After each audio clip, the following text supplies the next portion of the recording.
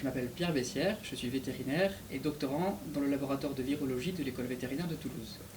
Mes travaux de recherche portent sur les virus influenza aviaires hautement pathogènes et plus précisément sur l'émergence de ces derniers à partir de virus faiblement pathogènes qui circulent dans la faune sauvage ainsi que dans les élevages.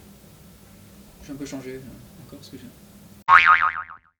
On a élevé des canards. Sur la moitié de ces canards, on a réalisé un traitement antibiotique à large spectre afin de dépléter leur flore microbienne, c'est-à-dire de tuer la majeure partie des bactéries qu'ils avaient dans leur tube digestif. Et ainsi, on a obtenu un groupe de canards avec un tube digestif sans flore microbienne. Suite au traitement antibiotique qui a duré à peu près 2 semaines, la totalité des canards a été infectée avec du virus influenza aviaire H5N9 hautement pathogène.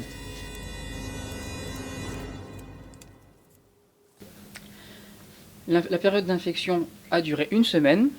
Tous les jours ainsi que le dernier jour, des prélèvements ont été effectués sur les canards pour étudier plusieurs choses. Donc à savoir la réponse immunitaire des animaux, l'apparition éventuelle de signes cliniques, la réplication du virus,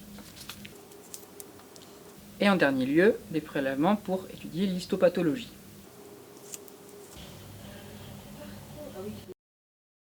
Le support génétique des virus influenza n'est pas de l'ADN, mais c'est de l'ARN.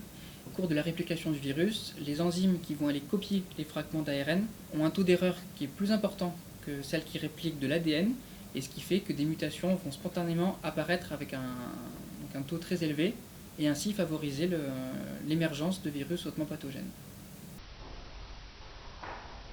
D'ailleurs, une des caractéristiques qui permet de différencier un virus faiblement pathogène d'un virus hautement pathogène, c'est justement cet indice de mortalité qu'il va provoquer. En parallèle de ça, différents modèles in vitro, donc ne faisant pas intervenir d'animaux, mais plutôt des cultures cellulaires, des cultures d'œufs ou des cultures d'explants, sont mis au point afin de caractériser les conditions dans lesquelles des virus hautement pathogènes sont plus à même d'émerger à partir de virus faiblement pathogènes. Ça tourne là ?